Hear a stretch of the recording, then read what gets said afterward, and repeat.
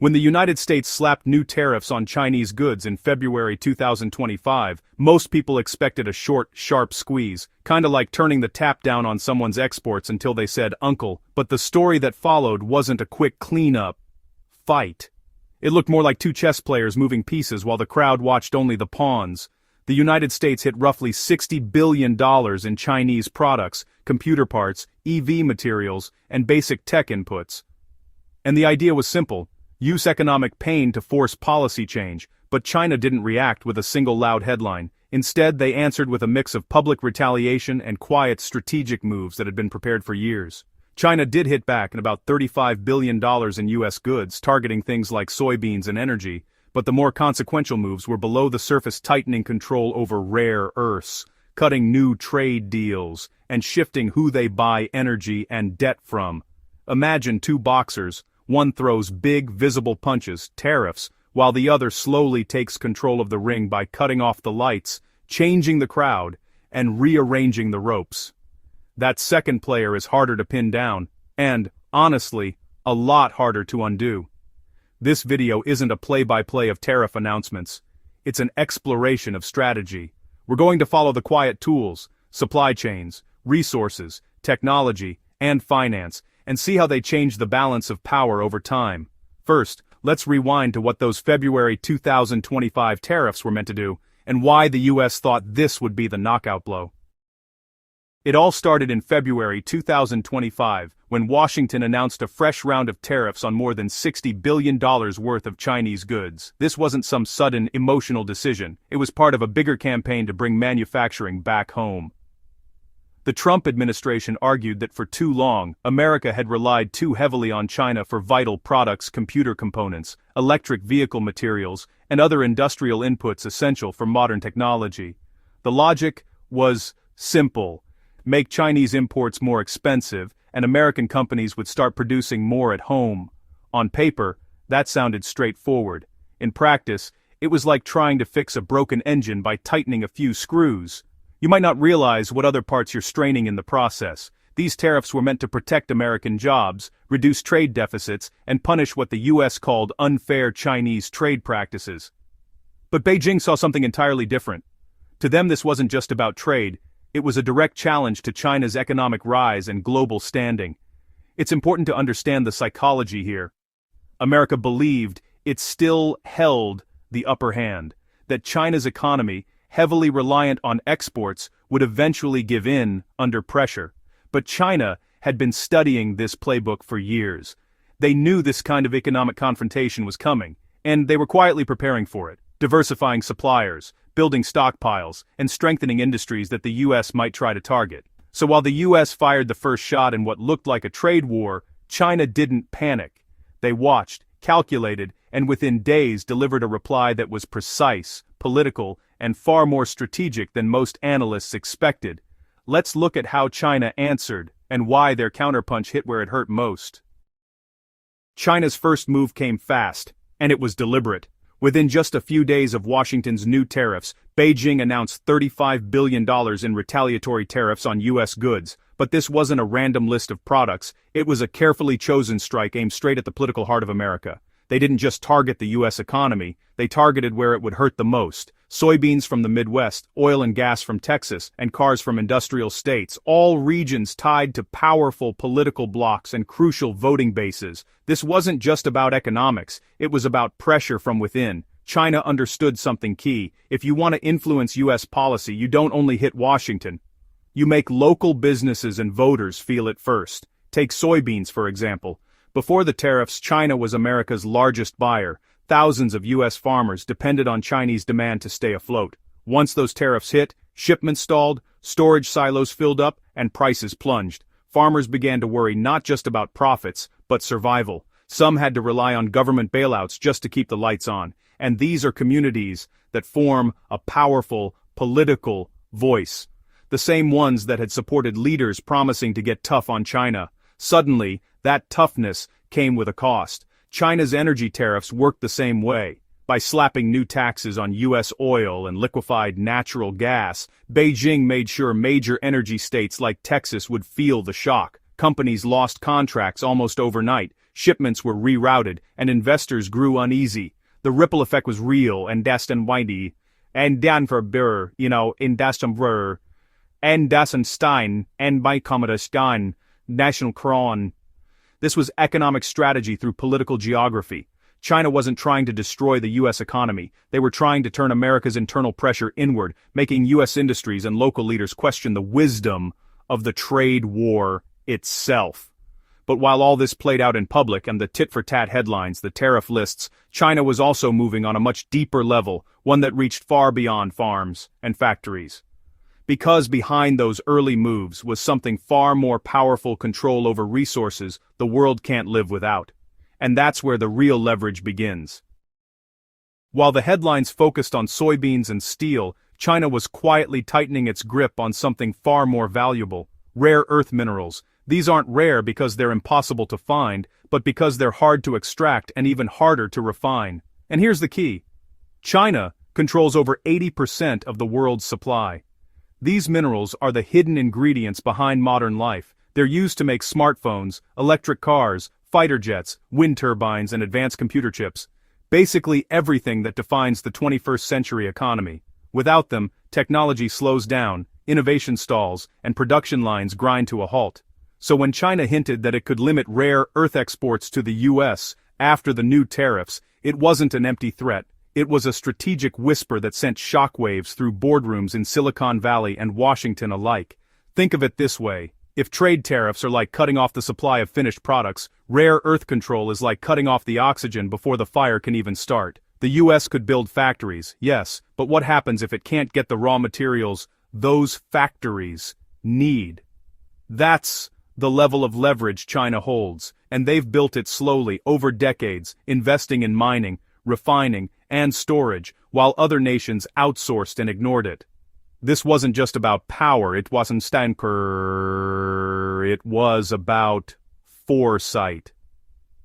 While many countries focused on cheap labor and finished goods, China focused on the building blocks of modern industry. That foresight now serves as a shield and a sword. Restricting exports hurts competitors but strengthens China's control over critical global industries. And the message was clear: China wouldn't just retaliate with tariffs, it could pressure America where it hurts most, through the invisible supply chains that keep its technology running. But rare earths were just one piece of the puzzle, because while the U.S. tried to isolate China, Beijing was quietly weaving a new web of trade partnerships and energy deals, one that would make it far less dependent on America altogether. After the first shock of the U.S. tariffs, China didn't just react, it reorganized. Instead of relying on the same trade paths that Washington could easily disrupt, Beijing began building new economic lifelines that would make its economy more resilient and, over time, more independent. One of the first moves was to diversify trade partners. China quickly strengthened its ties with countries like Brazil, Russia, and Mexico, locking in long-term agreements for food, minerals, and industrial supplies. These deals weren't random, they replaced goods China used to import from the U.S. For instance, when China slashed purchases of American soybeans, it turned to Brazil instead. Brazilian exports soared while U.S. farmers saw their biggest buyer vanish almost overnight. It was a clear sign that China wasn't waiting for negotiations to end the pain. It was replacing America in its supply chain. The same shift happened in energy. Before the tariffs, China was one of the largest buyers of American oil and liquefied natural gas. But after new taxes hit, those purchases collapsed. Instead, China increased energy imports from Russia and Middle Eastern nations, while also investing heavily in renewable power and domestic energy production. That meant even if the U.S. later removed tariffs, those new energy relationships would stay in place, permanent deals that reduce China's reliance on U.S. energy and weaken America's share in one of the world's fastest-growing markets. Then came the financial twist. China holds over $800 billion in U.S. government debt, one of the biggest levers in the global financial system. Selling it all would hurt both sides, but even a small shift in buying habits can cause ripples. After the new tariffs, China quietly bought less U.S. debt, sending subtle waves through the bond market. That move made it more expensive for Washington to borrow money, which can lead to higher interest rates on everything from car loans to home mortgages. It's an invisible form of pressure. No threats, no headlines, just quiet numbers with global consequences. By diversifying suppliers, reworking energy sources, and adjusting financial flows, China built a shock absorber against future U.S. moves. It turned vulnerability into strength, dependence into leverage. And all this was happening while another front of the conflict was heating up: the fight for control over the most important industry of the modern age, technology. If there's one arena that defines the 21st century, it's technology, and that's exactly where the US tried to hit China hardest. Washington moved to restrict China's access to advanced computer chips, block its biggest tech firms like Huawei from doing business with American companies, and choke off critical supplies that modern innovation depends on. The goal was simple: slow China down, limit its ability to compete, and keep America's lead in advanced tech. But the outcome wasn't what Washington expected. Instead of crippling China's technology sector, the bans did something unexpected. They lit a fire under it. China responded by pouring billions of dollars into developing its own semiconductors, investing in artificial intelligence, robotics, 5G networks, and quantum computing. What started as an attempt to cut China off from American innovation ended up accelerating its drive for self-reliance. Think of it like locking a student out of a classroom. Instead of giving up, the student builds their own school. Chinese engineers, backed by massive state funding, began designing chips that could compete with, and in some cases, outperform, Western alternatives. Domestic giants like Huawei and SMIC, or Semiconductor Manufacturing International Corporation, became symbols of this push. In just a few years, China went from being dependent on foreign chips to building an entire ecosystem around its own designs, and it didn't stop there. China's 5G rollout became the fastest in the world, linking factories, cities, and even farms through high-speed networks. Its advances in AI started powering everything from logistics to surveillance systems. Bit by bit, the US found that its tech sanctions were forcing China to innovate faster, not slower. This stage of the trade war revealed something bigger than tariffs. It showed a race for technological dominance. Whoever controls the next wave of technology, from clean energy systems to advanced computing, will shape the global economy for decades to come. And China, far from being boxed in, was closing the gap faster than anyone expected. But the effects of this confrontation didn't stop at US or Chinese borders. The ripple spread across the globe, reshaping alliances, redrawing supply chains, and forcing countries everywhere to choose sides in this growing economic Cold War.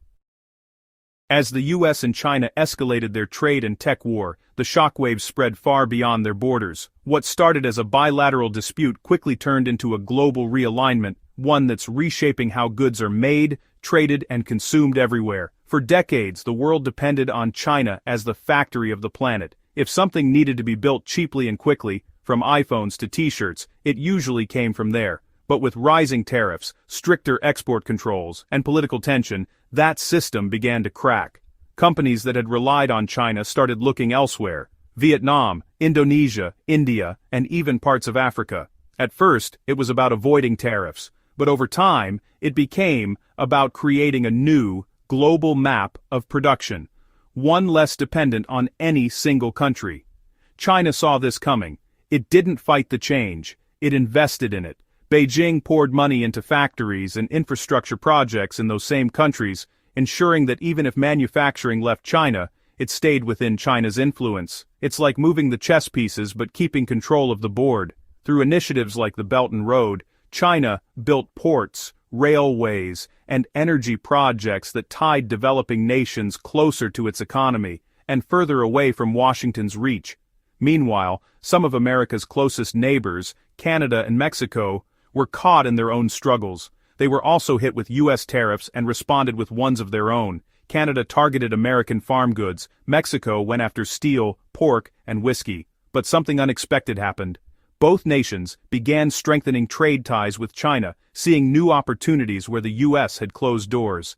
That's a subtle but powerful shift, America's traditional backyard slowly tilting toward Beijing. And while governments clashed, ordinary people felt the consequences. Consumers paid more for everything from electronics and clothing to cars and groceries. Businesses faced higher costs and shrinking profits. Investors watched as markets swung wildly with every tariff announcement or trade negotiation breakdown. Retirement funds and pensions dipped as global uncertainty grew.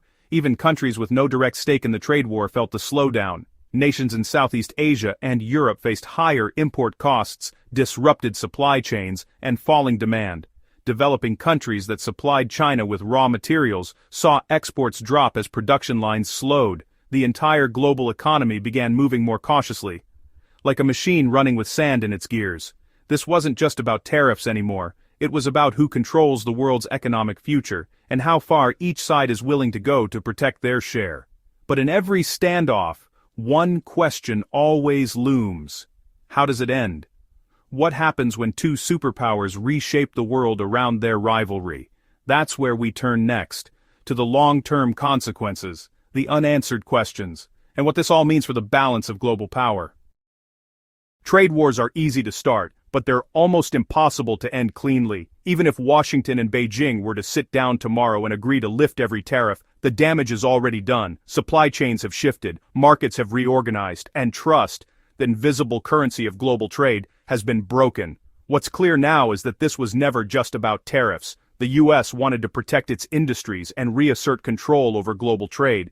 China wanted to defend its rise and prove that no amount of pressure could force it to bend. But in the process, they've reshaped the foundations of the world economy. China's response wasn't emotional, it was strategic and long-term. By securing critical resources, investing in self-sufficiency, and forging new trade alliances, Beijing turned short-term pain into long-term positioning. It built an economic ecosystem where dependence on the US is shrinking every year. From rare earths to 5G, from energy deals to infrastructure projects, China is quietly locking in influence across Asia, Africa, and beyond. For the United States, the challenge now isn't just managing tariffs, it's protecting economic leadership in a world where that leadership is no longer guaranteed. The next phase of this rivalry won't be fought only through taxes or trade bans, but through technology, resources, and alliances. Whoever leads in these areas will define the next era of global power. So, as the dust settles on this wave of tariffs, we're left with a bigger question. Who's really winning the long game? Is the US strategy holding strong, or is China quietly gaining ground by rewriting the rules of globalization itself? What's happening between these two giants isn't just an economic tug-of-war, it's a test of who can adapt faster in a changing world. And as that struggle unfolds, every country, company, and consumer will feel its effects. If you found this breakdown useful, let's keep the conversation going. What do you think? Has the US strategy worked, or has China played the smarter hand? Share your thoughts in the comments below, and if you want more deep dives into global stories shaping our world, make sure to subscribe and turn on notifications, because this isn't the end of the story, it's just the beginning of a new kind of economic power game.